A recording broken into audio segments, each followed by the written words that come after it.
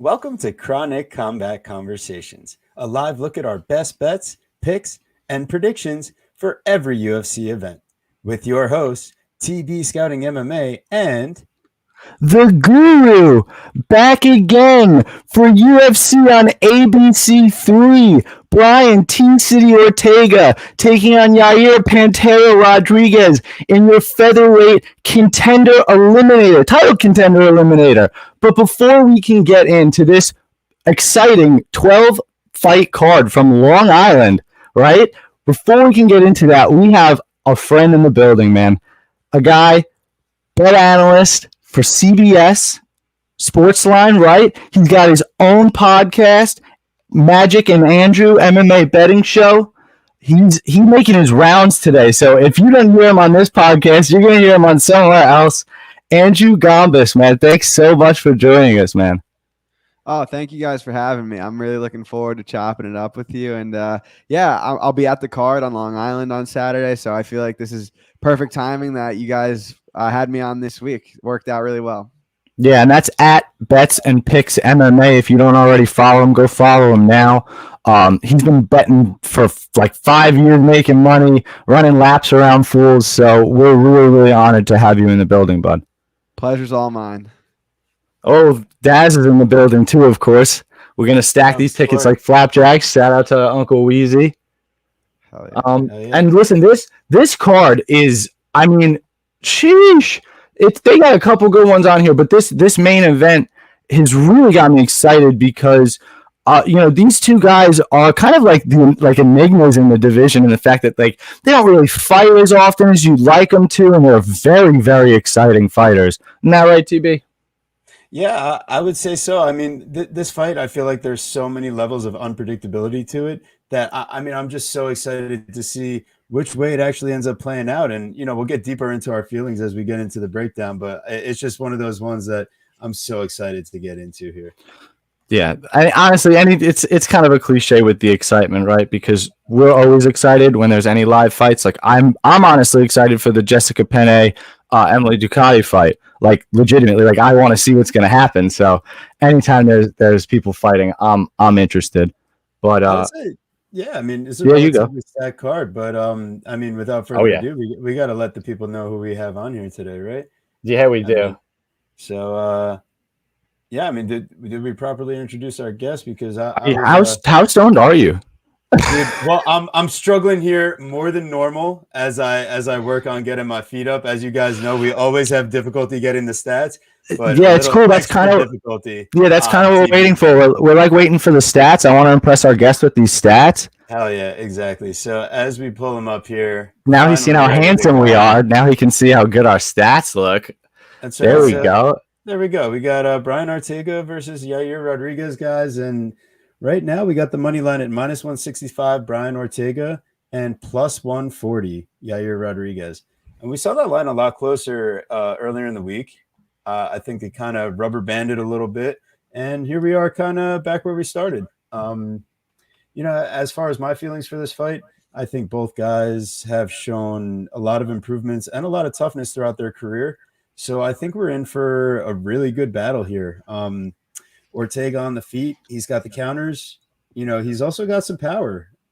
He's got the 5 knockdowns, and he's going to be the one that I think actually might be prone to knocking down a spinning Yair at some point who's off balance. So even though it might not land flush, we might see Yair on the ground where it's not a full takedown attempt. So can Ortega capitalize? Because he seemed to do so with catching a leg kick against Alexander Volkanovski. It's just, how do you finish that guy?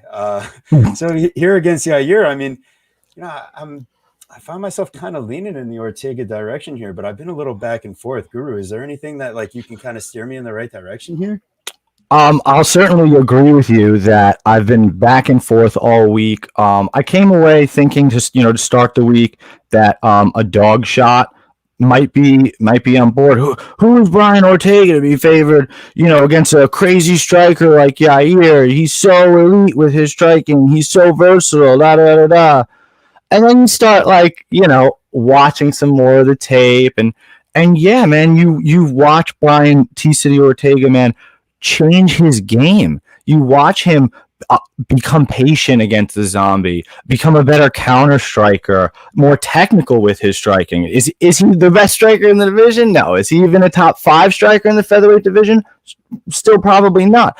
But he's absolutely improved his game to where before, he was a 38% career striker, and he improved that over the last 2 fights, even with Volkanovski. So those are things that I take as a green flag as opposed to a red one. Additionally, you watch that Max Holloway Yair fight, and again, sometimes in the narrative you get caught up. That fight was so fucking exciting. It was a great fight, a barn burner. Max's head is snapping back. Yair's head is snapping back. They're throwing kicks. He's flying all over the place. It was fantastic. But then you slow it down and you break it, and you watch Yair, and he's flopping all over the cage half the time for no reason, the other half the time because he's overextending himself, throwing himself out of position. In that third round against Max, it gets super dicey. Max takes his back. Max cuts straight over easily into mount. I mean, it's a problem. He's trying to get him in a head and arm choke.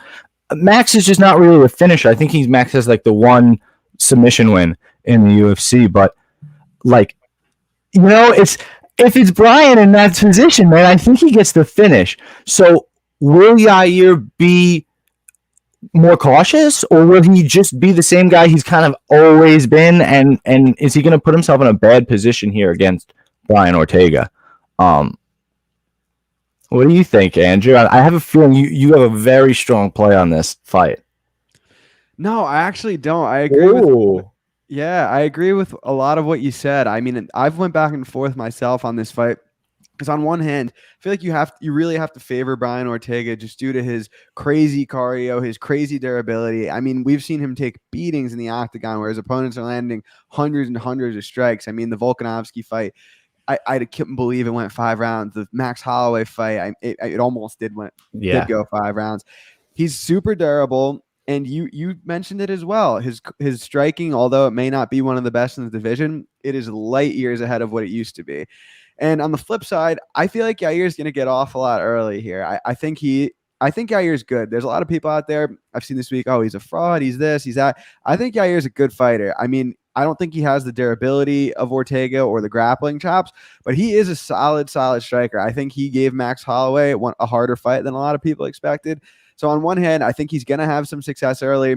I think he's going to maybe even win a round or 2 early, but I think you have to favor Ortega late here. That cardio, that durability, that grappling. He could finish a fight at any time. He's not the best wrestler, as we know, but he does have that submission threat all the time from every position. It could be a standing guillotine. It could be from guard. It could be from top. So I'm really looking forward to this main event. I think there's no way it's a boring fight, and I do expect to finish one way or the other. Wow. Yeah, that's such an interesting point. A lot of what you said is so true, because when you line Max Holloway, what was he like? Wasn't he like over a -400 favorite against Yair? He did. Yeah, I think he closed like -700. That's what I'm saying. So he did not run through Yair like you're supposed to, like you're expected to, Kayla Harrison style, like -700 with that pricing. So, you're right. There's no chance that Yair's a fraud. And Yair's with his crazy pace. I mean, the pace that he put on with Max Holloway in that first round. I mean, he went fucking aggro, and he always seems to do that. So it's really hard to fade that. The one thing I do find interesting, and I got to shout out Aaron Bronstatter for the stat, right? And it's in the last 3 years, only one featherweight 5-round fight has ended inside the distance, when the guys were in the top 10. And that was Korean Zombie Volk. So every other one has went the distance. Wow. That includes the one recently with Cater and Emmett, where everyone said the fight's not going the distance, and of course it does. So at +100 for the fight to go the distance, and that's what I'm saying. So it's like a foregone conclusion these guys are gonna kill each other. Yet it's only +100. So it's like, it's certainly very interesting. I think the one way we really want to slice it, especially with the way you broke it down, Andrew. What was our prop, TB? One of our favorite, the Chronic Combat Special. So for one, we were kind of talking about the fight to start round 4. Okay, that's an interesting thought. To get to the championship rounds. That's a good parlay piece. Yeah, it's in like that near minus 200. Guru, something up with your mic or something. I think it might be a little close. There's a little like feedback when you get talking sometimes. I'm not sure if I'm the only one hearing that. But yeah, it's then we also got the over 1.5 parlay, which in this fight we might have to take it to an over 2.5. It kind of depends on what you're looking for here. So yeah, I mean, when you look at it, you got the Ortega and over 1.5 at minus 105. But if you're addicted to that plus money like the Guru, the over 2.5 is at plus 130. So that's kind of what we're saying. Fight to get the championship rounds and Ortega. Yeah, minus 105 is like that's basically that's fine. Yeah, it's really not that bad. Yeah, not too shabby, and you don't have to sweat it all the way into round 3 at that point. But to your point, I do. I think that we see championship rounds. I think these guys are tough as nails, and while like our guest properly said, Brian Ortega is absolutely a much better grappler than Yair. That being said, Yair is not a slouch on the ground either. Like he should be, fairly good on the ground. Like he's not. You're gonna have to hurt him and really catch him, like kind of like he caught Volk. Like you're really, really gonna have to snatch him in the perfect fucking way, in my opinion, to really submit Yair. Any more to add, Andrew, before we shift to this unbelievable co-main event? No, I think we nailed this one. The co-main. Hopefully, you guys could kick us off. Give me something good, because I don't know, man. I think this. I have stronger feelings about this co-main than I did about the main. So hopefully, I could get a little bit more fired up about it from a betting perspective. Okay. Love to hear that. So yeah, I mean, let's get right into it, because we have our co-main event here in Michelle Waterson versus Amanda Lemos. I think we're going to see some action, especially on the feet. I mean, Waterson, for all of her abilities on the ground, I mean, we don't really see her go to that approach too often. We're going to probably see a kickboxing fight for the majority of this, at least from the start. But, if Waterson was smart, she might try to push that pace in the clinch, might try to take this fight to the mat, because, I mean, we've seen that gas tank of Amanda Lemos over and over. It's not that she can't win on the feet or be dominant on the feet when you're playing the distance game, but yeah, you got to make it dirty. So Waterson, is your chin still intact? You're looking jacked as hell at this point. I mean, it's exciting. So the line kind of creeped back down a little bit. So right now we got it at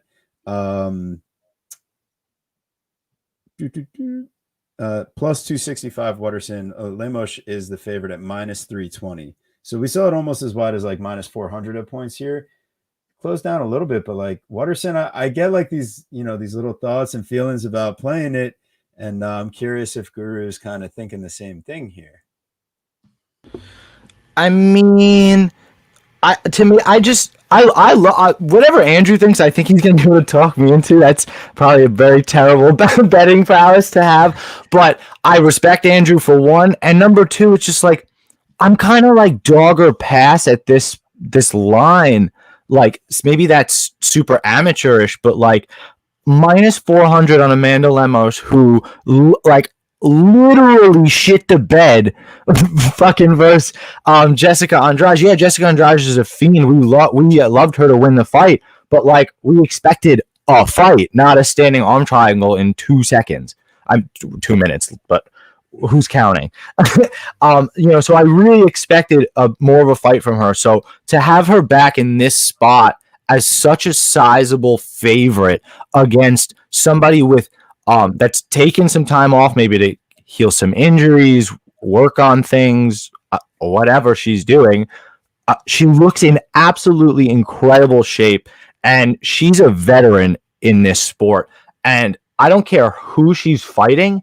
She's going the distance with everybody, and they're all like relatively close fights, or even if they're not, the way these judges are like huffing glue in the back while the fights are going on, they all end up being close anyway. So it's like activity versus damage or versus control. Like she just makes it sketchy. So like, why not bet the fight to be split decision, or why not dog or pass? Like, yeah, that's where I see the value. But I mean, maybe Andrew's got something for us. What are you cooking up, Andrew? Yeah, I guess it's not the hottest take ever, but I think Lemos is going to beat Waterson really bad. When it was minus 450, I didn't even really tape the fight. I didn't look into it. Now that it's creeping back close to that minus 300 range, I'm getting tempted. I mean, on the feet, like, how does Waterson win this fight? I guess hopefully she could hope for like a low volume decision where she kind of just avoids getting hit ever, because the power difference between the two of them is, I can't emphasize it enough. Lemos hits so hard for the weight class. Has some of the best hands for the weight class too. I mean, I bet Andrade versus Lemos. I wasn't feeling great about it at the time of the arm triangle. Waterson coming off a layoff. I mean, we've seen what she's been up to out of camp. It doesn't seem like she's the most invested in her career at this point. At 36 years old, she's been around for a while. I think her win condition is probably a back take, likely early. I just think between Lemos' power advantages, her boxing advantages, I think she's going to knock Waterson out or win a very clear decision. So I haven't bet anything yet here, but I do think Lemos is the side. I think she's going to win, and I think she probably does so in dominant fashion. Yeah, I mean, it's hard to think otherwise, right? When you see a line of that magnitude, I get kind of worried with Lemos's gas tank when, you've seen somebody like Michelle Waterson, who, if I'm looking at it correctly, I guess she's been KO'd once in her career, but I don't see it. Like it's a loss in topology that is not written. So it's very early on. It's pre 2009 when she's getting knocked out. So she hasn't been finished by anybody in the UFC, and that includes Joanna. That includes Tisha. I mean, she gets choked out by Rose, but that was her, third UFC fight. So I know it's interesting. I don't hate it. TB, you seeing anything else that maybe we're missing? Realistically, I do think that Waterson probably, she has to go to that wrestling path. Because to win the fight, not to survive to a decision, because you see with her striking defense and like distance absorbed per minute of distance, it's like, yeah, it's that she has really good striking defense and ability to manage distance. She's going to be in the bigger cage. So I could totally see how she would survive to a decision. It's just, she's not going to win that way. She needs to be wrestling the entire time to win the fight. I don't know if I can trust that at 4 takedown attempts per 15. Right, that's what I was going to say, though. With 4 takedowns per 15, that's actually that's decently more than you'd expect. The attempts, but that's still more attempts than you'd expect.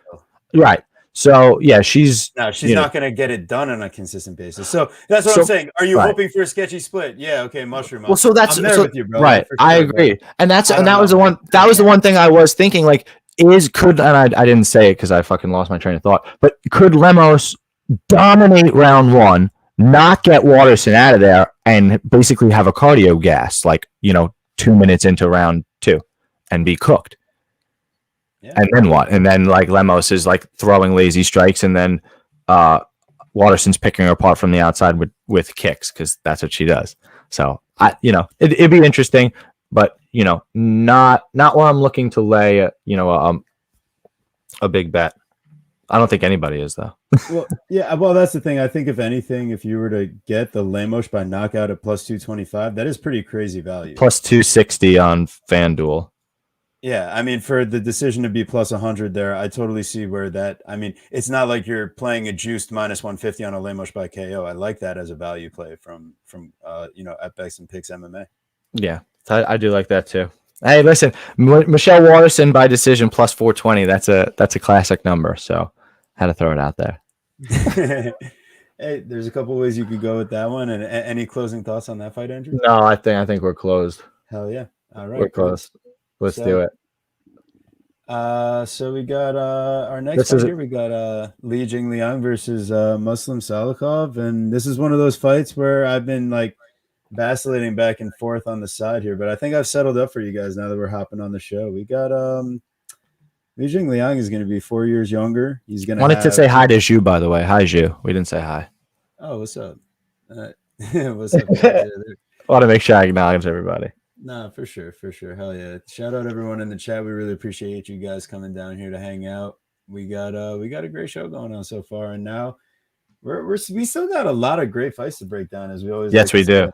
So right here we got the Leech, Li Jingliang versus Muslim Salikov. Salikov minus 165, Jingliang at plus 140. I think I'm going with the dog here. I'm super biased. One of my favorite plays was taking the Jingliang KO over Ponzinibbio.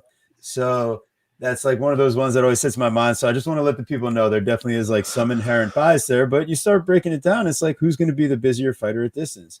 Salikov has a way of really drawing you into a slower pace and playing the counter game off the back foot. But Lee's going to look like the busier fighter out there. He's going to throw the leg kicks and he's going to be moving around solidly. And if anyone's really going to go to the wrestling successfully, I mean, they're both going to try. Salikov actually has been working it at almost the same rate as Lee, but I think Lee's been in there with better wrestlers overall.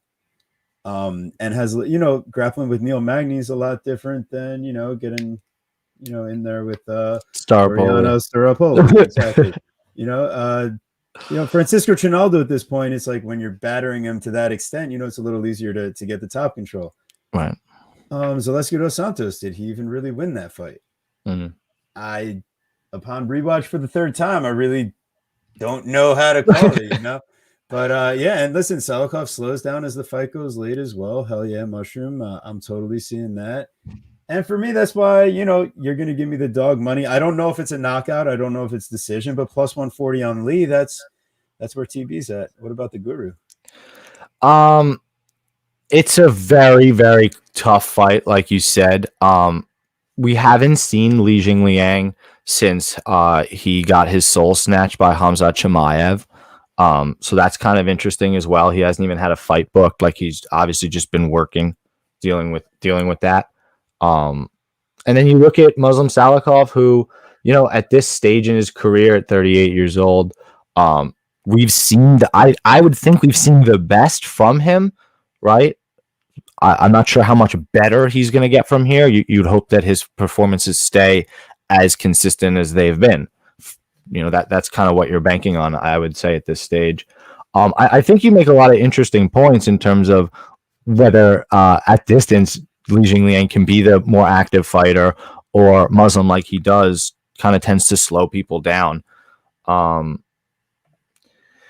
Yeah, you look at his UFC KOs, and they're not really against anybody of any elite. Like he couldn't knock out Trinaldo, and he didn't knock out Staropoli. He's only knocked out Nordine Taleb and Ricky Rainey in the UFC. Those guys are no longer with the promotion.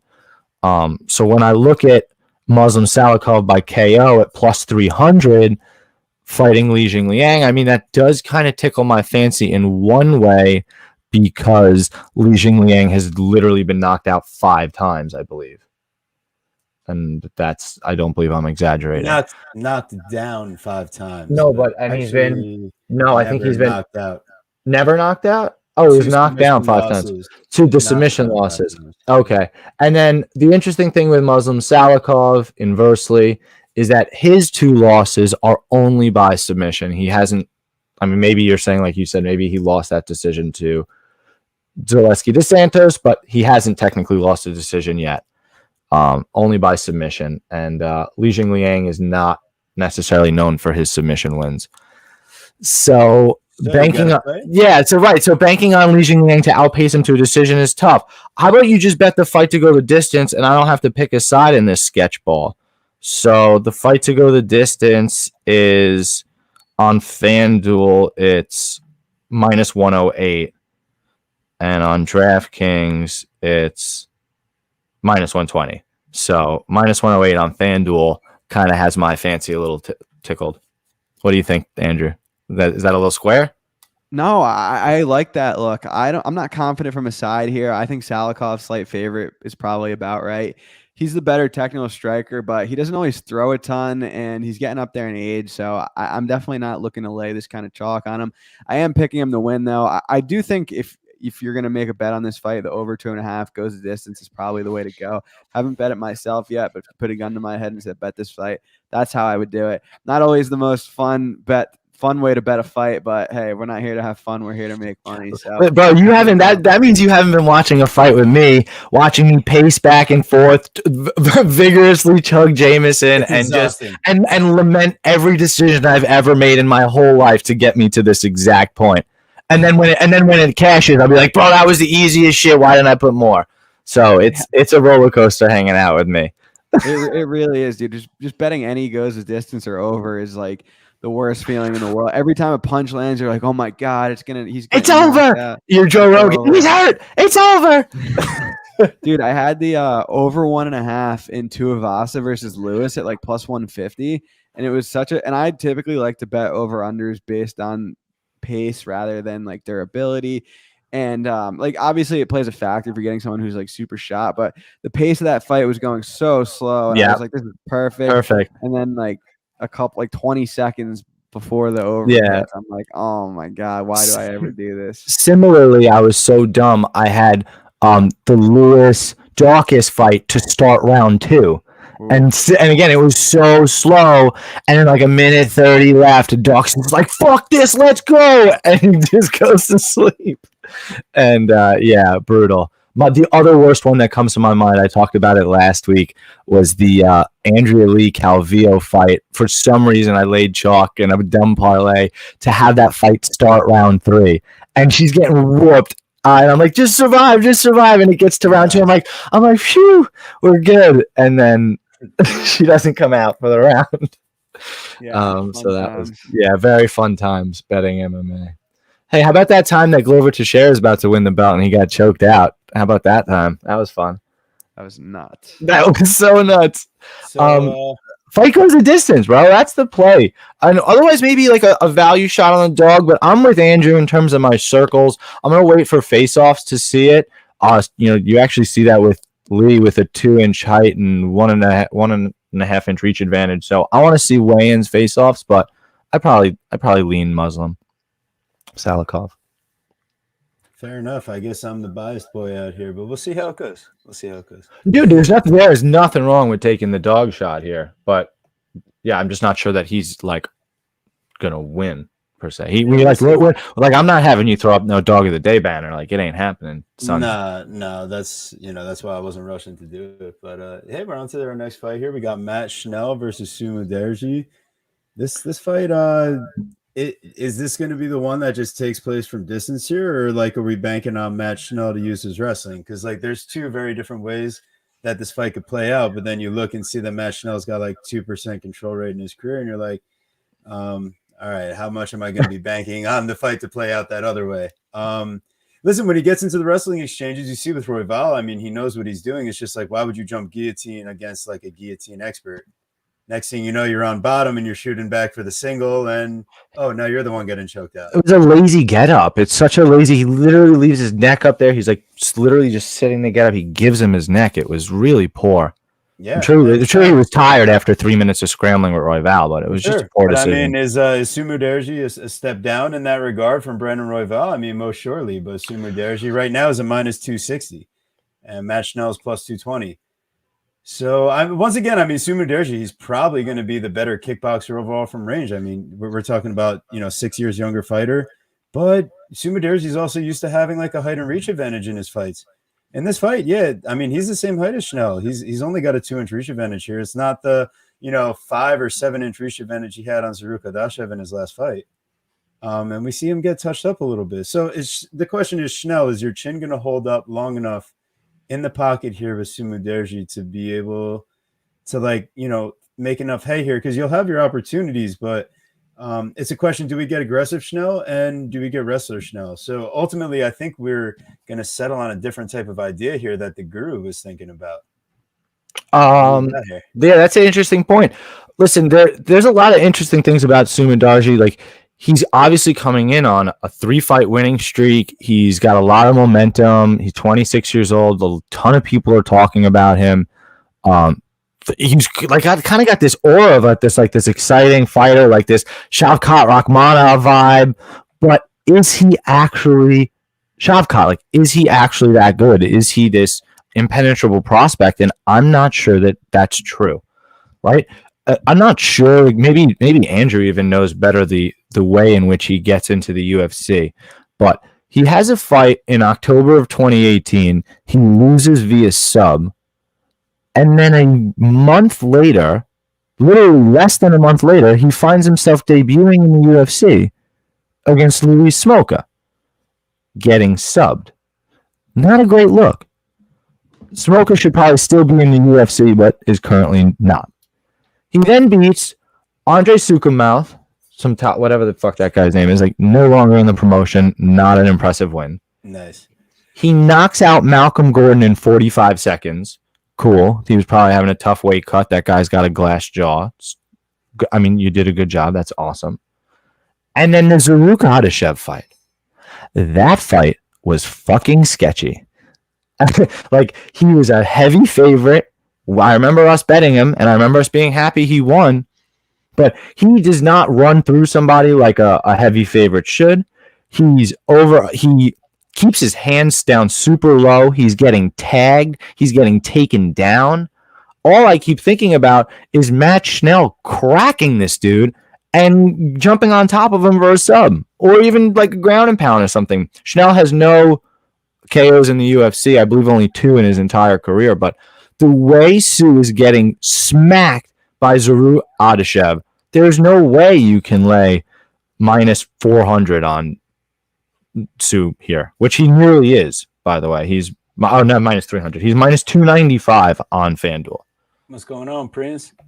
Good to see you, Prince. So yeah, so to me, I mean, again, maybe I'm a little square here. I think I'm dog hunting, or at least I'm prop hunting. So what did we see? We saw Schnell by KO is somehow plus 1,400, which again is just insane. And then he's by sub, he's plus 800, which is just I think that's just a mistake by the book. So even if we're diving into grandma's couch cushions, to throw a little, throw a couple beans on that, that's not a problem. And I think that's the fun way to play this fight. But the way that we're playing it, and if you follow us on Bet MMA, you'll see that we have this fight parlayed not to go the distance at minus 158, and you'll see what our next piece is. So that's where we ended up on this one. I just think that there's some violence. Because either way, you're right. I think there's violence no matter what. Because you look at Schnell's fights, I believe only 2 of his 10 or 11 UFC fights have gone the distance. Sumidarji can very easily crack Schnell, and I think that he could easily also be subbed. We haven't. It's been a way too long since we heard from Andrew. So, what do you got, buddy? No, you guys were crushing that. Yeah, I like that doesn't go the distance play. I think if you put a gun to my head, Sue probably knocks him out. He's a better distance striker. He does well with keeping range. But Schnell's a good grappler, and you guys mentioned Sue getting submitted in the past. I'd have to go back and check, but I'm almost positive I bet on Sue to KO that fight in 2018 against Smolka. I'd have to go back and check, but I'm almost positive I did some kind of like hedge there of like Smolka sub and Sue KO or something like that. But yeah, that was in the early betting days. But I've watched Sue come up. He's a good striker. Hasn't really been tested in the grappling though. He had that quick knockout over Malcolm Gordon. He fought Adeshev, who's a fellow striker. So this will be an interesting test. Excuse me. It's like screwed up. But yeah, I moved to the couch because I had been like sitting in the same spot for hours. But yeah, I'm picking Sue here. I think knockout is probably the most likely outcome. And if you like the Schnell side, I think submission is probably the way to go. I feel like his grappling path is probably his best shot to actually get his hand raised here. And yeah, maybe we'll get some questions answered about Sue because I definitely have some, especially in regard to his grappling and how much his game has progressed over the last couple of years. I mean, listen, if he gets that round 1 KO over Schnell, though, I'm not sure how many questions we're actually going to get answered, though. Exactly. Yeah, I hope it plays out a little bit more than that. Yeah, so that would be interesting. Would like to see Schnell push him in the grappling department. Would like to see him crack Sue with a, like I'm saying, like his Sue with his hands down so low and throwing himself out of position. I mean, he's getting smacked by Zaruk Adeshev. I mean, it's concerning. But when you're this young, you can really tie up some of those holes fairly quickly as well. So very, very exciting fight in this featherweight division, flyweight division. I'll be okay. Yeah. And, So great. I mean, I think we wrapped that one up very nicely. And I mean, does that mean we get to go on to our next fight here? We're gonna wrap that one up like Schnell's gonna wrap up Simon Darcy's neck. Let's go. plus 800. Let's go. Well, we got Daz in the chat. Schnell sub is plus 800 for show. So yeah, that's that greasy. Is that greasy submission prop of the week? I don't know. I really don't know, to be honest with you. The greasy, not the best sub. The greasy submission prop of the week. Right. I mean, potentially, but okay. Might be another spot. All right.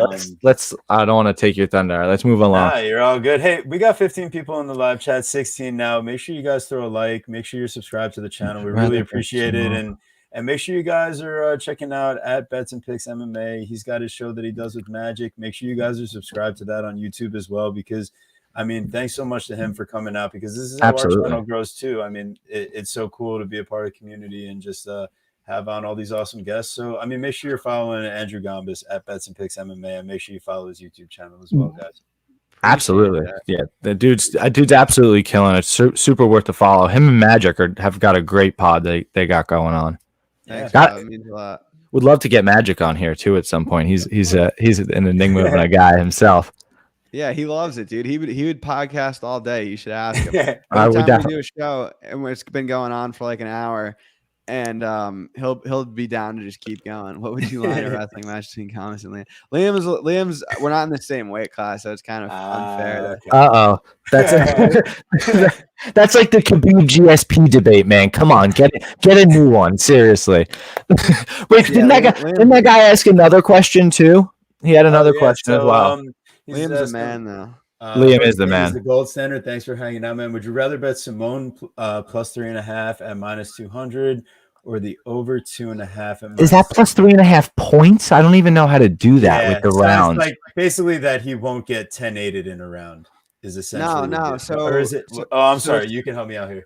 Yeah. So with the point spread, it's like total points. So if it was 30-27 on all cards, that'd be by 9 points. Or if it was 29-28 on all cards, it'd be 3 points. Thank you. I'm going to tell you right now, I don't have the option to bet those. And I'll also tell you, I'm so bad at math that I don't even want to. So I'm going to lean to the second half of your bet, just because that's where I would bet. What do you think, TB? Or maybe Andrew, who's more well-versed in that. What do you think, Andrew? I would take the over before I took that plus 3.5. Yeah, there you go. I think you could definitely see a 30-27 in that fight, to your point. So because even 130-27, if it's 30-27, 29-28, 29-28, like you're already over the 3.5. That's it. Oh wow, yeah, exactly. Oh dude, I'm not doing math. I can't. Oh my god, no way. No, there's no chance I'm doing math.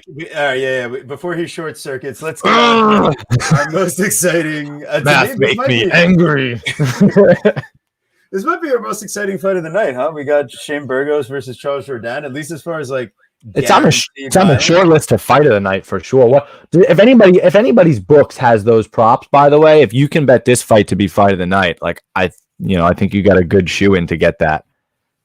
Yeah, I mean, for sure, Herb. Thanks for hopping in the chat, man. We really appreciate you being here. Definitely. And yeah, man, I totally get what you're saying. And that fight of the night idea. I mean, Shane Burgos even talks about it in his interview. But I mean, you see, he's a taller guy here, 2 inches. He's got a 6-inch reach advantage. And for a guy that's a primary boxer that also loves smashing the leg kicks, I mean, Shane Burgos has a very clear path to getting through this fight. The big question is, all the damage he's accrued in his career, how does it add up over time? It's a great question. I mean, I love to see it play out. It's just, I really think that he just has the experience edge, the level of competition edge, and I just think he's the better fighter in that regard. So Shane Burgos, minus 165 on DraftKings, there's a lot of value here. And man, I'm just super excited to see where exactly I end up on a play here, but I want to be on the Burgos side. And are you going to find a way to tell me that I shouldn't be? What do you think, Guru? I'm certainly not going to be the one to tell you that you shouldn't be. Shane Burgos to me is one of those guys, not to the Jalen Turner level, but like one of those guys that's like big for the division, thick for the division. Like he's so strong. And the way Charles Jourdain kind of fights, it's like obviously it's super fan friendly, but he's just kind of more like wiry and airy in the way that he's fighting. Like he's gonna allow the distance to be closed, if that makes any sense. Like Shane will close that distance in that dirty boxing range, push him into the clinch, push him against the cage. And have you seen that dude's back? Like, oh my god, like he's so fucking ripped. He's just gonna be stronger than Jourdain. He's gonna be thicker than Jourdain. And I'm not sure where Jourdain is going to be able to get it done. Like, he's going to have to outwork Shane Burgos. And I'm not sure who can outwork Shane Burgos. I'm not sure if anybody can. Edson Barbosa, like, had to dismantle his leg and then turn off the lights in one of the craziest ways we've ever seen to get him to stop. Like, Shane Burgos hasn't fought, unfortunately, since the Billy Quarantillo fight, but the way he won that fight, and we love Billy Q out here, like he had to outwork Billy Q, and that is not an easy fucking thing to do. Billy Q's an animal. He had to, and he kind of didn't, but like he had to break Billy Q. That third round was tough for Billy. He was tired, but like he had to break Billy to win that fight, and I think he does it in a similar way against Jourdain here.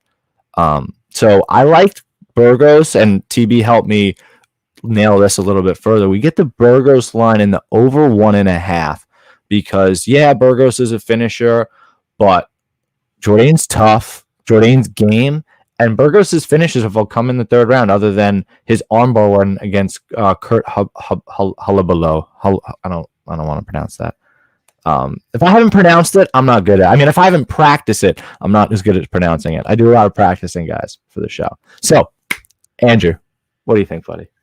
Yeah, I'm rounding out the Jourdain train, or excuse me, the Burgos train here. I like Shane. I think he's a much better pocket boxer. He can be hit, and I get the criticism, but his cardio is great, his output's great, and I just don't think Jourdain can hang with him in the pocket here. I think Burgos is going to pull away late, and I think he's going to get the victory. So I think there's a little bit of value on the line. I took minus 155 at Circa. I think that should be closer to minus 200. So picking Burgos, the bet is Burgos, and yeah, he's a fun fighter to watch. So looking forward to that one on Saturday.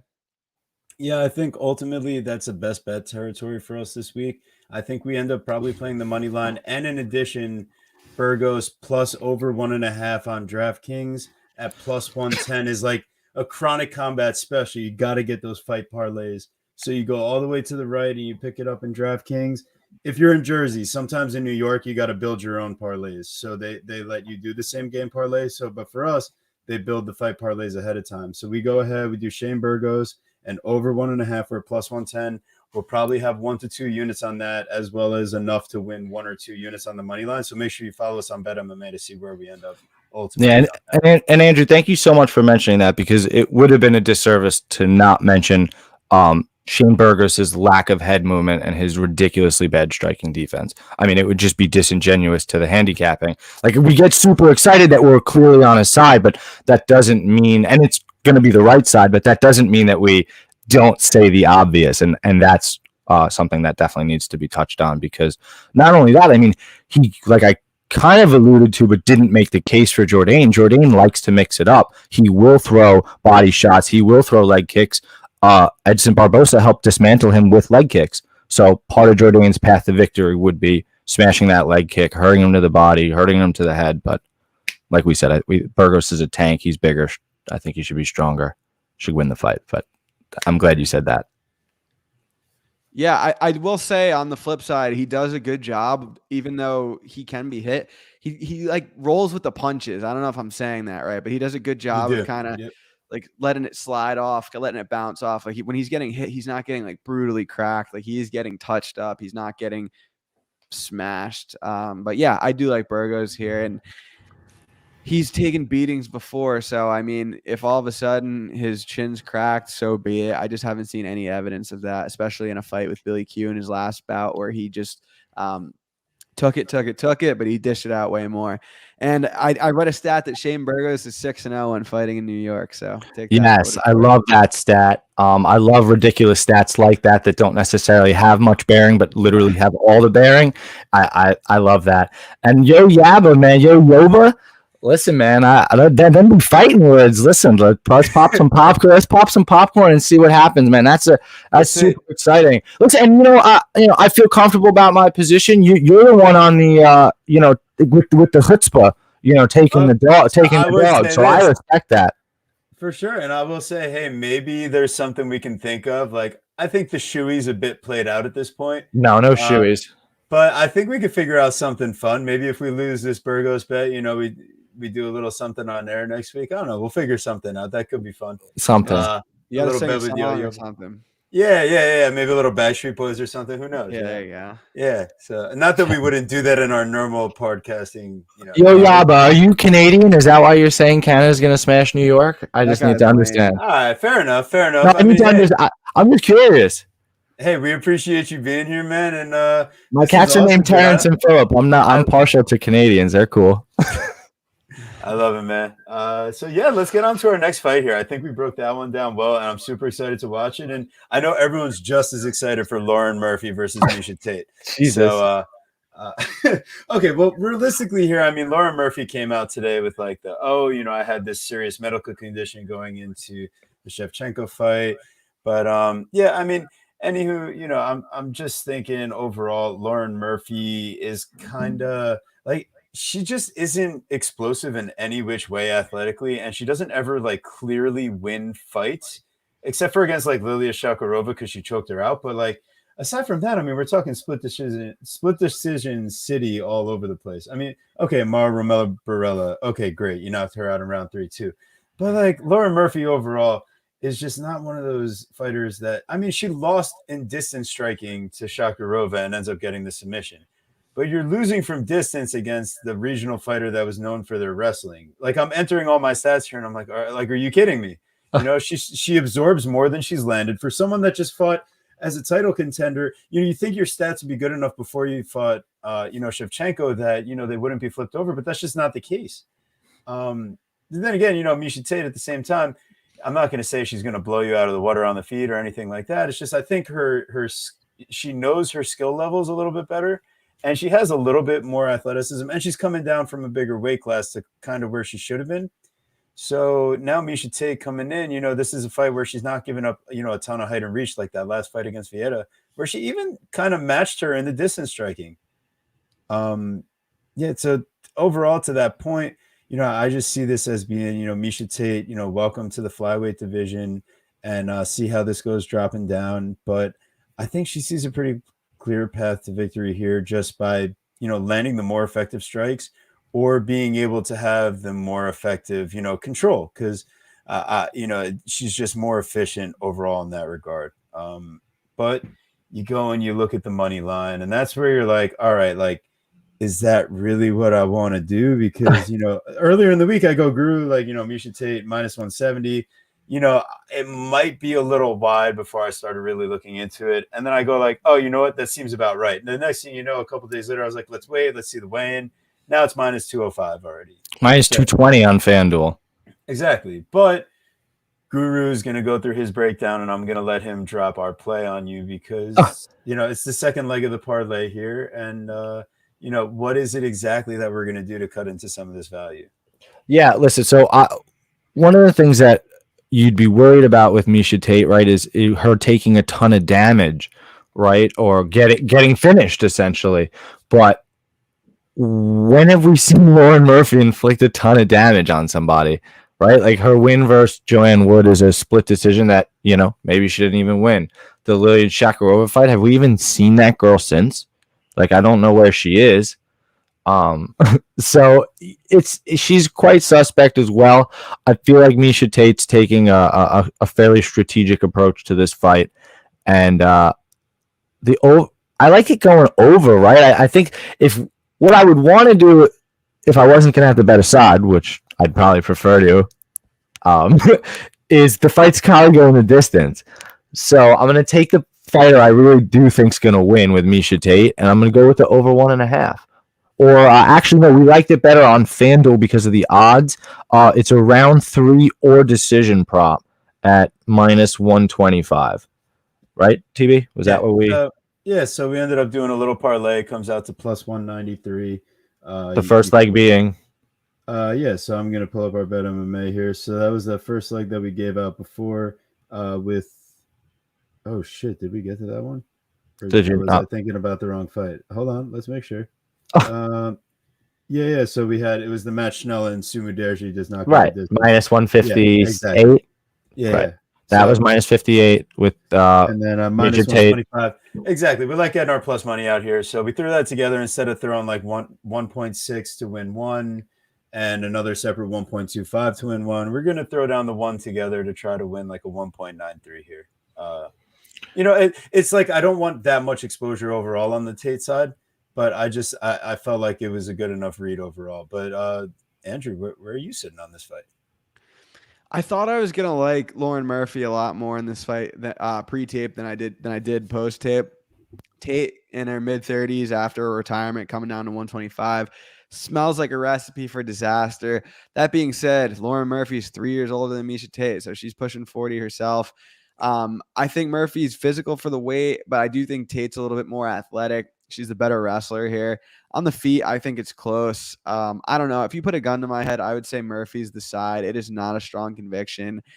I mean, it's kind of nuts to think that if Tate wins this fight, she's going to go into a fight with Valentina. So I don't know how safe that is. But, yeah, I think that Murphy's probably the side here. It's not a strong conviction. I do favor Tate outright. So picking her to win, but it's not a strong take on my end. Yeah, there's no reason to be like 5 units deep, half your bankroll deep into this fight. Like, it's fucking sketchy. Oh, Eric Betts fights in the building. What up, brother? You literally just missed it, bro. Pull up PC Sean Strickland's fucking comment again. That was literally the comment of the year, bro. You're fucking hysterical. So thank you so much for being here. That's literally amazing. Oh yeah, we love it, man. Friend of the show. Yeah. So that's it for this fight. I'm Gucci on it. What do you guys think? Good on my end. Let's do it. Yeah. All right, let's spell names correctly as we move on to our next fight. We got Punahele Soriano versus Dalcha Champ Lungiambula. Dalcha, we're gonna have some inherent bias here because yeah, I mean, we bet Dalcha in his last fight against Cody Brundage. We're watching that first round.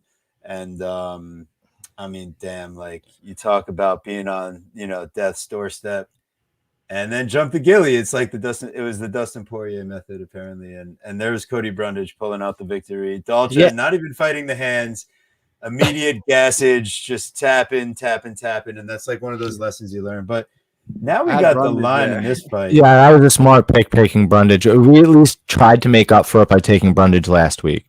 There you go. That was solid. Yeah, that definitely helps. we learn, Shout out Cody. Shout out Cody for getting that dub and being on the on those guys' show last week, Lou Betcha, and then that was awesome. Hell yeah. Oh, that was sick. Yeah, I mean, you got to check out Wheezy and Lou Betcha. They had Cody Brundage on live before his fight. He called it. He said he was getting the finish, so you gotta love that. But in this fight, you got Punahele Soriano at -225.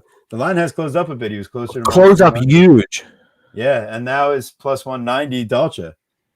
I lean towards the line movement. But at the same time, I understand why Soriano is favored, but I don't really want to play a side in this fight because I think we found another winning prop. Another one this time for plus money, so we could play it solo. So, Guru, how about you take us away once again? Take it away. That special place, so sweet. I'm just going crazy. Maybe that's not the best losing challenge because like I said, I just sing all the time because I'm insane. All right, so this fight's super duper sketchy to me, and let me tell you why. Like, for whatever reason, right? Puna is now a -245, which I guess is coming back down to earth. But wasn't he -400 a sneeze ago? He was at least -350. This line has come crashing back down towards earth, and it makes sense to me because I was thinking to myself, what in God's green earth has Puna done to earn this sort of price tag? Nothing at all. Losing a split decision to Nick Maximov, getting wrestled and low output, literally getting beat on the feet. You could call it 29-28. I'd call it 30-27. Brendan Allen. Not a good look, right? And he knocks out the absolute trash cans of Dusko Todorovic and Oscar Pichota. Like, yeah, these guys are, fighters, MMA level, fringe UFC level competition, whatever, but their chins, like, these guys went down like a sack of potatoes, and they're not known for, their durability. So I'm not impressed. Color me not impressed. Brendan Allen is somebody if you really wanted to talk about Punahele Soriano's amazing knockout ability, he shouldn't have been knocking out Brendan Allen, but he wasn't. He's a low output, like, Division II wrestler that doesn't like to wrestle. It's super, and he's got terrible takedown defense, super duper sketchy. And then you go to the Dalcha side, and Dalcha has that judo background, right? So he's like a low-key wrestler in his own right that similarly doesn't necessarily want to wrestle. He certainly wrestles more at 2 takedowns per 15 minutes. It's just like not necessarily where he butters his bread. And then he's like this like huge refrigerator jack motherfucker, and he's got hands like pillows. He doesn't finish, and he doesn't knock out anybody at all. He just doesn't do it. He's throwing a million strikes at Cody Brundage, and the dude's fine. Like, he was tired, but he was ready to keep going. Like, he wasn't like, he maybe got staggered, right, for a minute there, but homie's fine. He got surprised by something. This fight's going the distance. Nobody wants to hear that. And I feel like I've been saying it all night. Maybe in a small octagon I could eat my words. But Dalcha, his one knockout loss. We got the big octagon this weekend. Thank you. I'm so used to saying small octagon. Exactly. Big octagon this week. That totally helps my read. Thank you so much. His only knockout loss is to Magomed Ankalaev for a front kick in fucking round 3. Okay, bro, you get a pass. It's all good. Like, otherwise, he's lost by 2 sub losses and a decision. Okay. Like, let's go, homie. I'm taking a plus 200 dog here. Let's ride. Or, like I said, this fight's going the distance because these guys are not finishing anybody. I don't need to take a sketchy side or pay some crazy vig. Let me get plus 150 fight goes the distance. What do you think, Andrew? Are we on it? Yeah, I don't know. I don't have a strong take on this fight. I just, like, I've seen a few people I respect on the dog, but Dalcha, it's just like his cardio looked worse than ever in his last fight. He can be low volume, which I think the low volume piece kind of helps your bet there. Soriano, he can crack, but a lot of that's probably, I mean, his gas tank's not great either. So, I mean, it's like if you could survive some of those big exchanges early, it might just kind of turn into a staring contest late. So I have no plays. I think, again, I'm endorsing that over 2.5 fight goes the distance. So if I'm not on it myself, I'll be rooting for you guys. Well, I appreciate that a lot. And listen, I guess we can cross out Dusko and Oscar as 2 fighters we're going to get on the podcast. But I just want everybody to know is, listen, as we continue to gain more momentum, I always talk in hyperbole. I have nothing but respect for all MMA fighter, anybody that's ever stepped foot, shit, even if you step foot in the fucking gym to go train, like, I do. I respect that so much. I respect any fighter that gets in the cage. These guys, the girls, the flyweights, they're going to kick my ass. Like, for real, I want no smoke with anybody. Believe me, it would be nothing but respect if I saw, and I'd want to pick with Dusko. He's a fucking UFC fighter. Are you kidding me? Like, so nothing but respect for them. So I do talk in hyperbole. Right, he's got his screen recorded and he sent it to him right now on IG. So I'm fucked. So man. That's it. But yeah, let's move on to this next fight. We got Ricky Simon versus Jack Shore. This is another one of those fights that, like, holy shit, man! Like, oh my god, sick fight, sick. This is the fight nerds main event. This is like. Yeah, these are the fights that we truly do live for. This is that hashtag prelim gang. Like, this is a sick fucking fight. Crazy. It's on the prelims, right? No, it doesn't. It doesn't deserve to be at all. I mean, maybe they'll rearrange it and they'll be smart and they'll make it the headlining prelim. But like, no, they're disrespecting our boys here. Yeah, I mean, pretty crazy. But ultimately, I mean, there's only 3 total losses between the two of them, and all of them are to Ricky Simon. I mean, that Uriah Faber knockout kind of sits in your mind. The loss to Rob Font just And my wallet. Yeah, super tough on those. So, it's a little tough to, do whatever. But I mean, we're talking about this awesome fight, how close it's going to be. And then naturally, I'm sitting here looking at that plus money on Ricky Simon, but the line just keeps on closing. And I can't but help but feel like at the end of the day, Jack Shore is the one getting his hand raised for a 29-28. I think Simon can have success. I think his boxing is really good. I think Shore is probably the better athlete. He has the size advantage. And I mean, he drops Timur Valiev a couple times, on the back foot. We see Jack Shore really kind of put together the overall game plan here. I think also, we've seen him, improve with that control, but, you never really see him go out of his way to put himself in bad positions to go for the control. So the thing is that now with Ricky Simon, you got to imagine he's going to be able to scramble out of bad positions. He's only been controlled for 4% of his career. Yeah. So really, this fight probably is going to look like this Saruki and Gamrot type of deal. Yeah. As far as one guy's going to go in to try to initiate the grappling, the other's going to be able to stymie it or reverse, and then kind of rinse and repeat. So at the end of the day, if we're taking plays from distance here, I mean, Shore seems to have, the better accuracy to defense ratio here. He's got the size. He's a couple of years younger, and you see the undefeated fighter. So I lean towards him. It's just a -155. Like, naturally, my heartstrings are tugging towards Ricky Simon. He's got a little bit more experience in the UFC. He's faced the higher competition. Definitely. So really, I am not playing the side on this fight, although my pick is Jack Shore. I will say that ultimately, it's the fight goes the distance at the -190. That'll find its way into some parlay or another if I don't play it straight.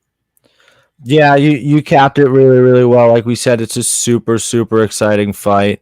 I honestly have a feeling that that's actually a really good point, that Ricky definitely has that kind of little bit more of a scrappiness, more like franticness to him. But Jack Shore is like super calm. He's very good at managing distance.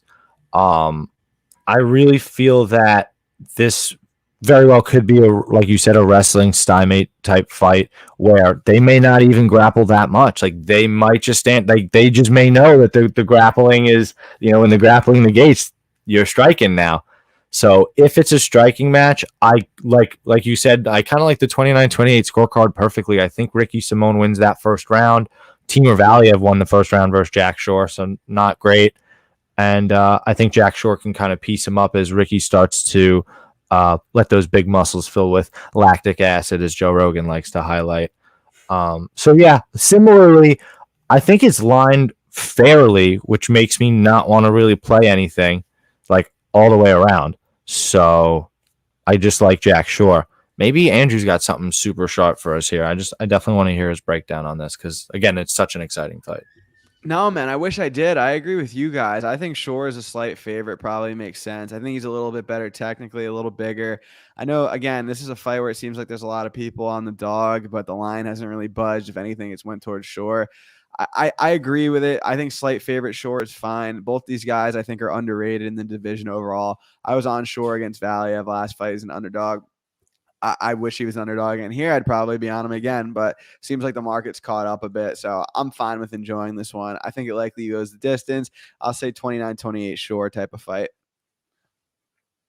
We love that, man. We need to be able to bet those exact scorecards somewhere. That's like you can bet those exact basketball scores or football scores. Whatever the fuck, we need to be able to bet that. That'd be cool. Yeah, that'd be fun. That's a Adelaide Bird. Adelaide Bird. 30-27 the other way. Oh my God. And that's the beauty of MMA and the dangers. So we go on to our next fight here. Welcome back, Herbert Burns. You made it, buddy. Yeah, that's crazy. It's been a minute. Been a while. He was like one of those COVID darlings, took an L, and then he had an injury, and now it's been forever since we've really seen him in there.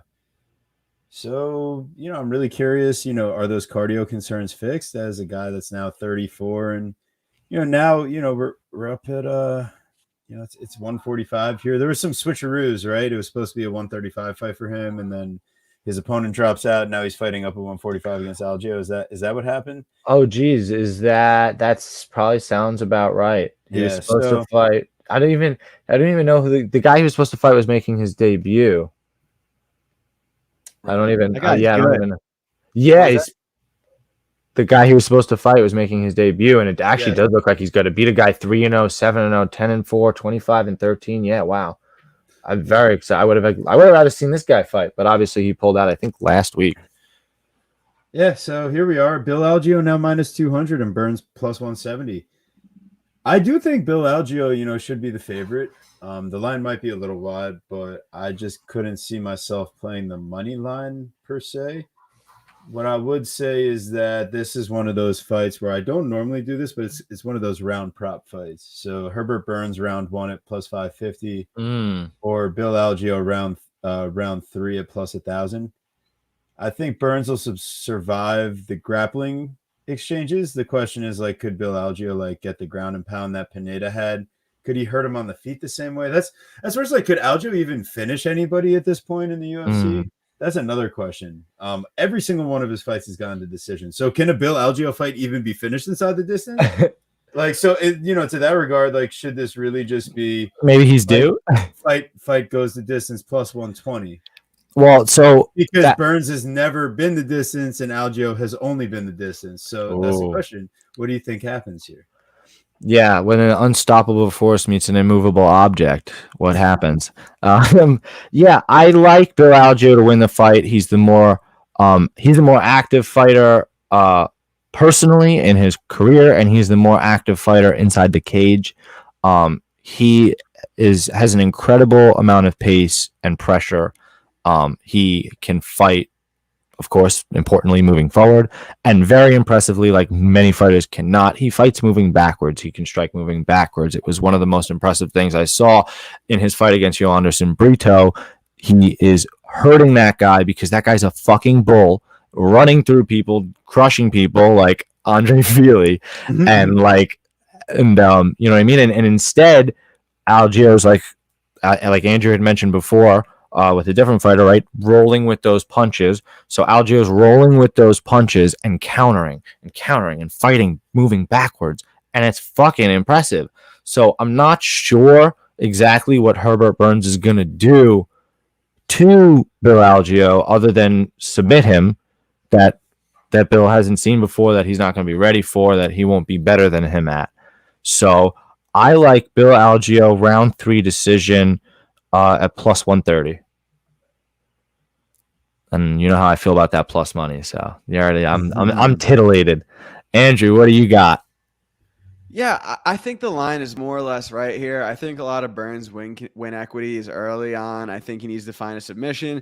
Algio does wind up in bad spots on the mat here and there, but I think the more this fight gets extended, he's a better striker. He's a better cardio. So I'm picking Algio to win. Not a super strong take. I'm not that high on Burns, but again, Algio is not the kind of guy I'm looking to lay minus 200 on. So it's a pass for me at the moment, but I am picking Bill Algio to get it done.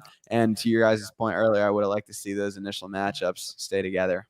Yeah, agreed. And we were supposed to have the Bill versus Bill fight. Billy Quarantillo was supposed to make his return versus Bill Algio. Similarly, I think if you like Herbert Burns, the grouping of round 1 or 2 Herbert Burns at plus 350 is fairly juicy as well. All right. Well, this is the one that the people have been waiting for. This is the one. I've stirred the pot on Twitter accidentally on this one. Yeah, so honestly, was it an accident though? Was it really? I don't know. No, dude, it really is.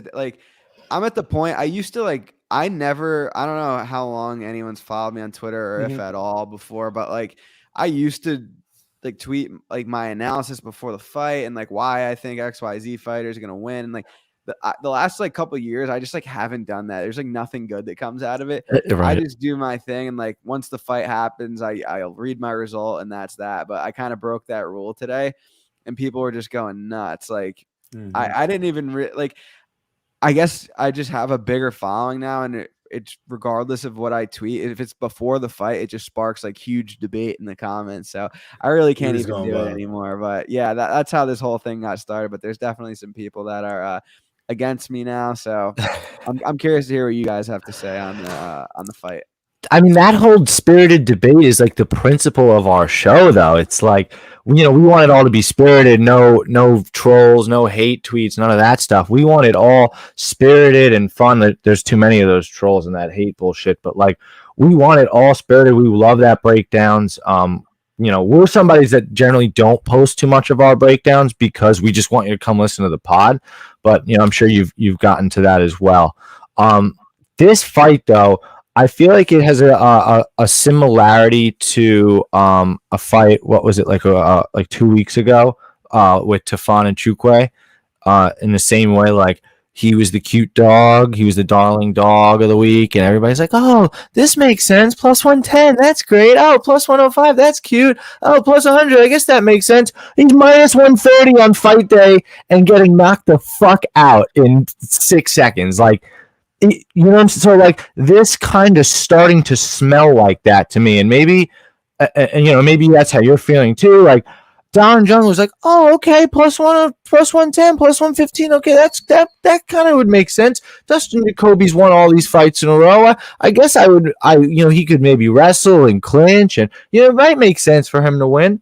And then this line starts tumbling, and all the Twitter dweebs come out from the closet and their grandma's basement and start hating on our boy Andrew and his breakdowns. It's like, bro, like, can't you see that this line is getting a little out of hand now? How is Dustin Jacoby at plus money makes sense now? Like just like, logically, like, the dude is great at maintaining distance. He's shown a decent chin.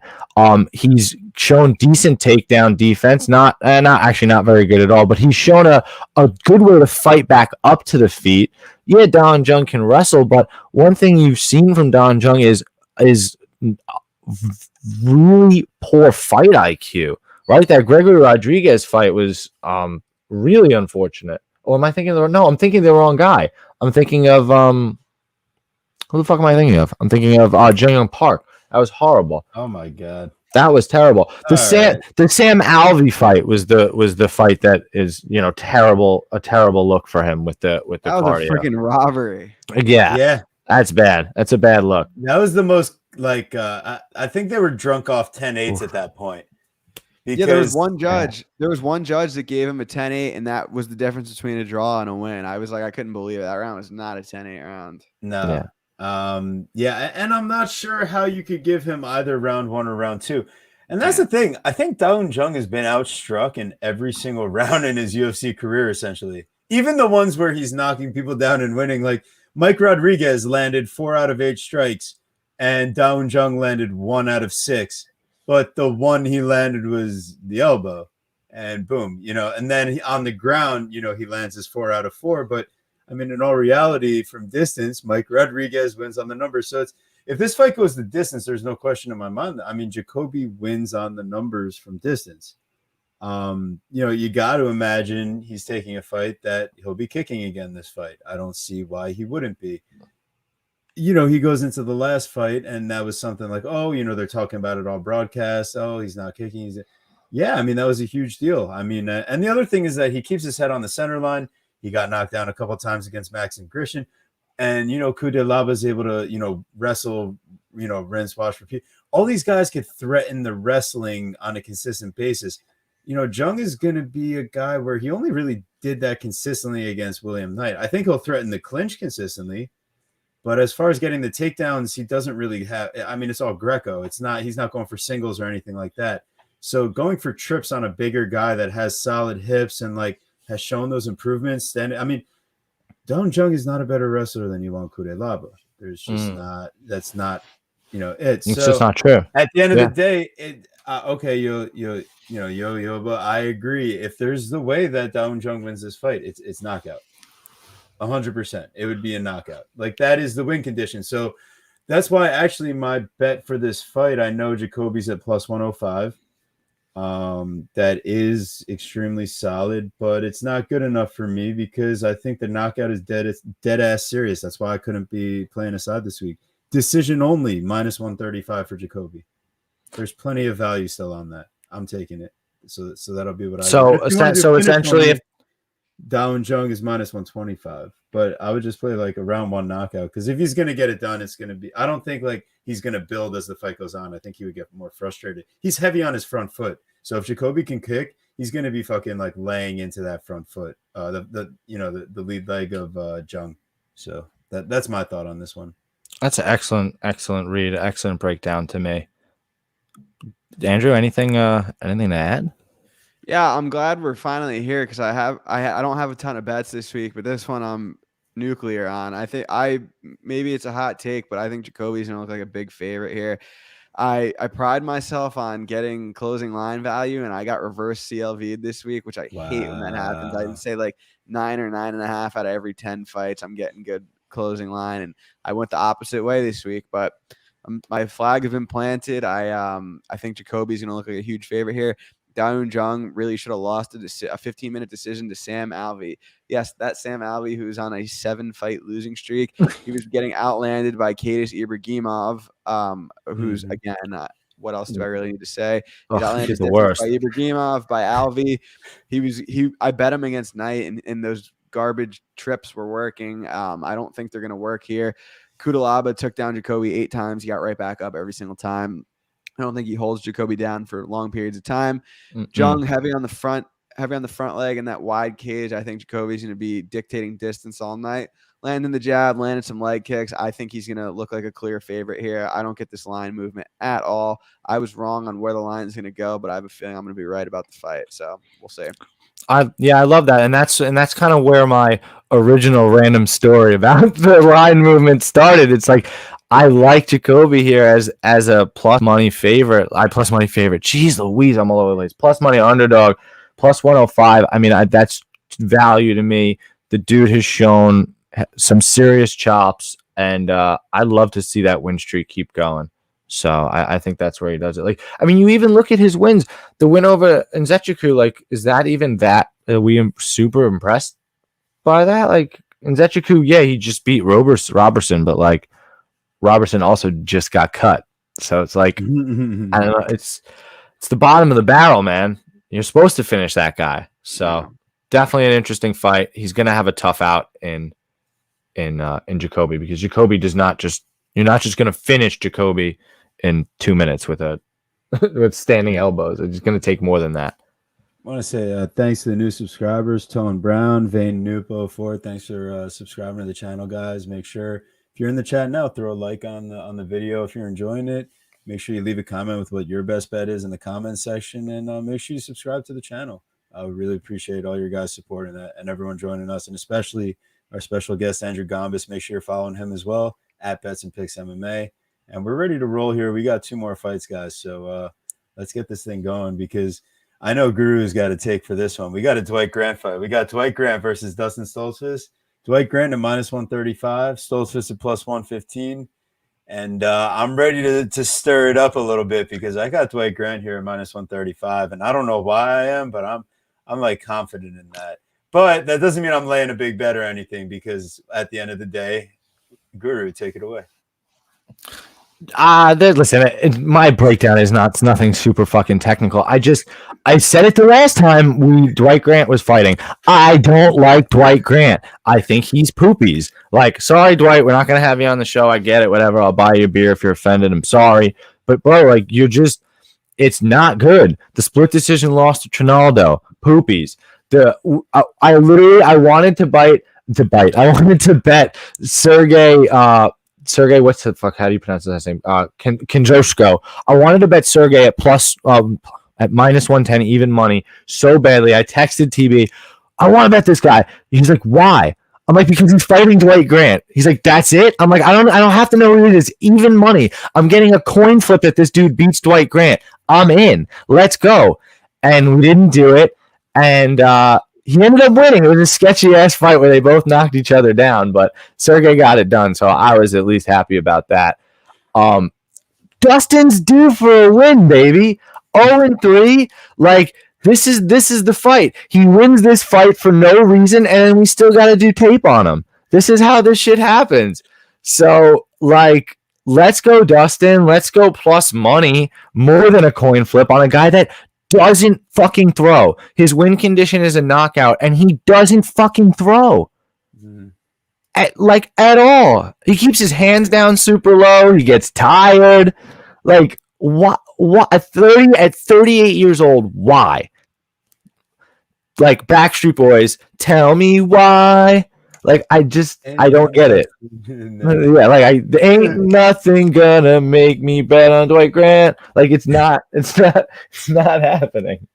So maybe Andrew's got something sharp for us. No, not really. I mean, I feel like this fight's hard to read. I'm picking Grant just because I think Stoltzfus is stupid hittable on the feet. But if he can get the grappling going, I don't know. Like I said, it's not a strong conviction. I feel like these Dwight Grant fights are kind of hard to predict at this point. Like, he's getting up there in age. He doesn't always throw a lot of volume, but he has that power. And Stoltzfus is just so defensively liable. So the pick is Grant. The confidence level is not super high. You know what? Now that I'm going to go a step further. I'm going to go one step harder. Like, why are we so hard on Dustin Stoltzfus? Seriously, like, okay, he hasn't looked great. Okay, let's look at his competition. Right, he wins on the Dana White Contender Series in one of the weirdest fights ever. He slams him, the dude gets hurt. Whatever. We're going to move past that. Okay. He loses a unanimous decision to Kyle Dawkins. Okay, Kyle's not great per se, but they were pushing Kyle. Like, he's a legitimate fighter. He's going to be back after his injury. He loses by sub to Rodolfo Vieira, like, who was patient and worked on his cardio and his striking and was specifically adamant that he wasn't going to gas out in that fight, and he almost did, and he catches him in a third round sub. The black belt Hunter got a sub. Okay. And then he fights Gerald Meerschaert. Again, same idea. Like, he's winning against Gerald Meerschaert, and Gerald is able to snatch victory out of the jaws of defeat with getting sub in the third round. That's what that guy does. Okay. To me, that's like 3 passes. You lose your debut against a good fighter, okay, and 2 subs against guys that are known for getting subs and pulling wins out of their ass. Okay, let's roll. You should beat fucking Dwight Grant here. Like, he's trash. I'm sorry, Dwight. Like, it's just, I think he's really got a shot. Like, I really do. Unless he's completely not UFC material, he has a real shot in here, and the shot is way liver than plus 135. Just has to be. Because Dwight Grant has shown you for sure in 9 UFC fights that he is that bad. Losing a split decision to Zach Otto, losing a split decision to Francisco Trinaldo, barely winning a split decision over Stefan Seklerich, barely winning a split decision over the corpse of Alan Jouban. Like, he has his knockout win over Carlo Pendersoli. What? Dude, come on. That's who you're putting. Don't even disrespect grandma's couch cushions with your Dwight Grant bullshit. Like, it's Dustin or bust, baby. Let's roll. Damn, man. Listen, Mac, we appreciate you being here. You're right, man. Guru, coming with that heat here. Yeah, I agree. Francisco's not a bad loss. He's a million years old. He's a million. Oh no, yo, but don't bring up Danny Roberts. Oh no. No. See, Dwight Grant and Danny Roberts are that same level of, like, you're trash. Like, get your trash. Go home. Like, go play somewhere. Go to X. Like, I'll watch you on the XMMA card on YouTube, which I'm actually excited to watch next week or something. But, like, I'll watch you there.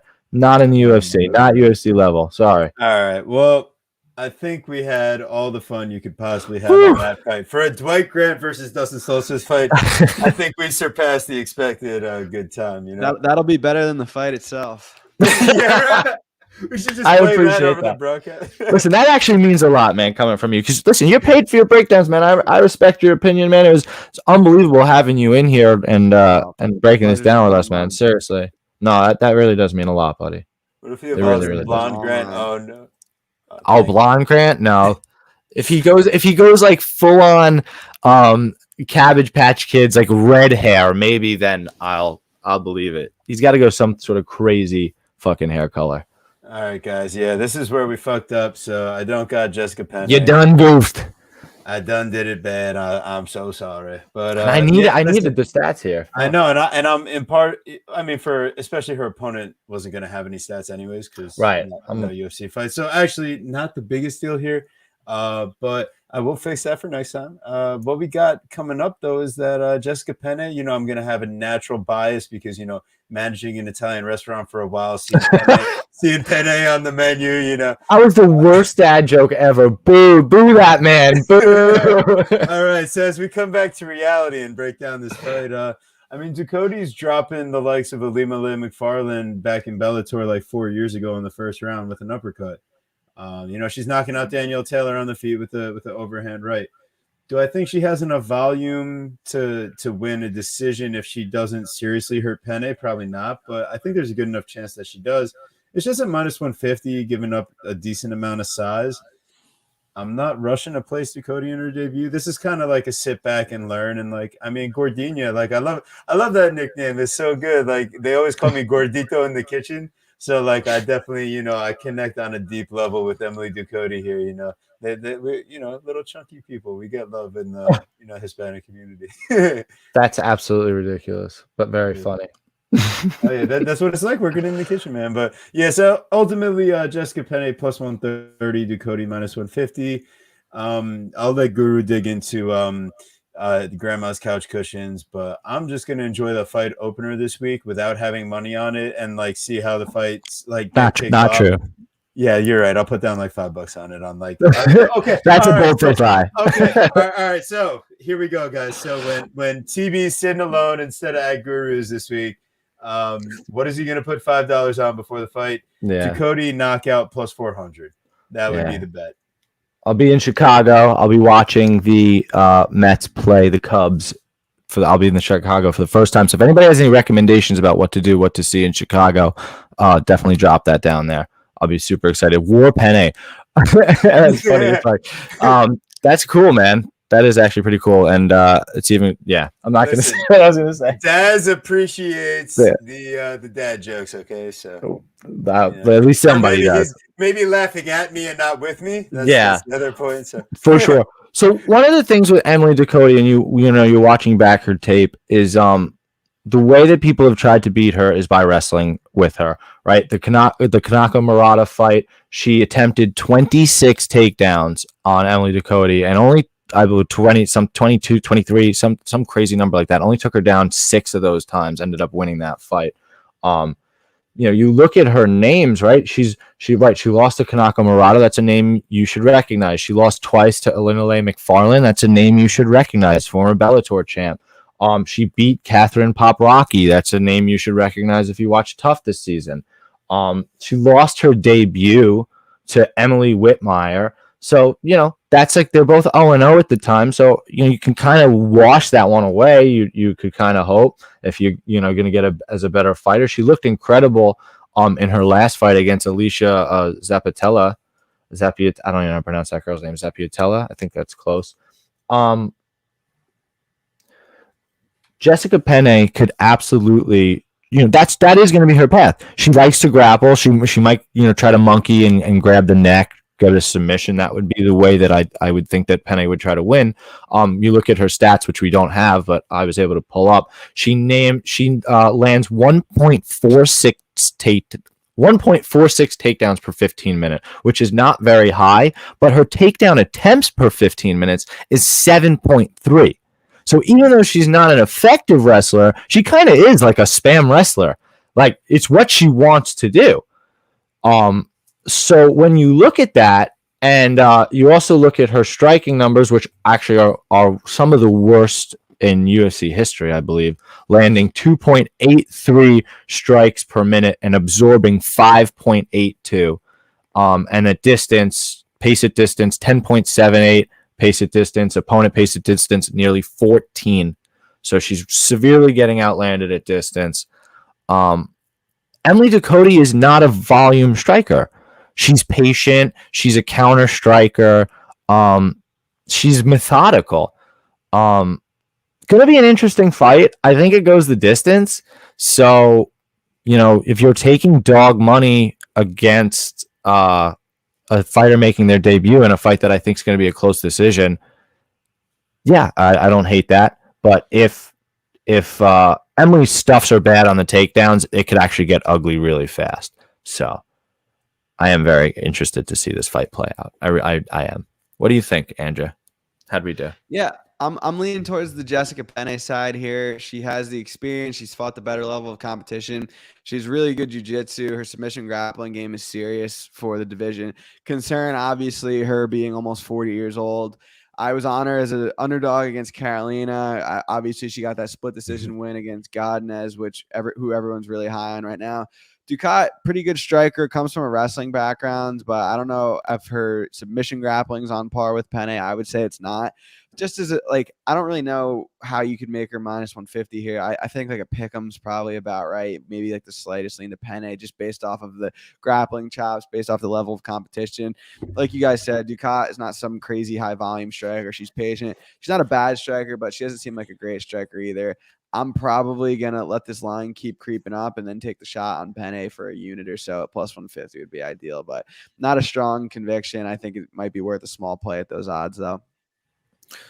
Yeah, nothing to add to that. That's just perfectly said. Yeah. Absolutely. You're going to wait to get the most value you can on it. And, you take your little stab there on the 38-year-old, 39-year-old OnlyFans, Jessica Penne. Going for it. That fuck the OnlyFans fade. We're going for that. Normally I like when the fighters are focused on fighting, but sometimes you got to bite the bullet and go where the value is, regardless. Absolutely, I think I do think she definitely has a chance. But seriously, dude, thank you so fucking much for coming here and giving us a holler. It really means a lot. Thank you guys. I had a good time. Guys, like and subscribe to this channel if you haven't already. Come on, get these guys some more views. Tell a friend, tweet out the link. But again, appreciate you having me. Best of luck this weekend. We'll have to do it again someday. Yeah, guys, seriously, that's awesome. At Bets Pick Some Fights, man. Make sure you check them out. At Guru Scouting MMA, Twitter Verdict, Instagram Tapology. My amazing co-host, TV Scouting MMA. Twitter Verdict, Instagram Tapology. Make sure you check them out. Magic and Andrew's Bet MMA podcast. It's fucking terrible. I'm just butchering everything. It's fine. Just for random ass fucking dude. Yeah, listen, he's the best, man. Make sure you're following him. You guys are fucking awesome. Thanks so much for tuning in. Next week, right? We're back again, back at it, right? Who we got? We got UFC London. Again, they promised they'd go back to London because it was so lit last time, so they made it happen 3-4 months again later. Tom Aspinall headlining again versus Curtis Blades. And for the first time, Curtis Blades currently sits at an underdog. So, I was trying to get TB to bet, Aspinall, a month ago, at dog. And now that the line flipped, I'm like, well, do you bet Blades as a dog for the I believe this is the first time he'll ever be a dog, ever be a dog. Hell yeah. I mean, thanks so much for joining, guys. Be like Yo Yoba. Make sure you guys sub to the channel. Make sure you're having a good time with us. And we're looking forward to seeing some Paddy the Body. Paddy the Body. And listen, and Chris Curtis versus Jack Hermanson, I wanted even money on Chris Curtis, and now he's a minus 150, minus 140. Jeez. It's what the fuck do you do with that line? We got to get Andrew out of here, man. He's got so much to do. He's got another show coming up. He's got so much to do. Oh, man. Thank you so much for the time, man. Thank you, guys. I had a blast. I'll talk to you guys soon. Guys, like and subscribe to these fellas. Tweet out their podcast, subscribe, send it to friends, do all that good stuff. I'll talk to you soon. Thanks again for having me. I appreciate you so much, Andrew. Take care, man. And all right, guys.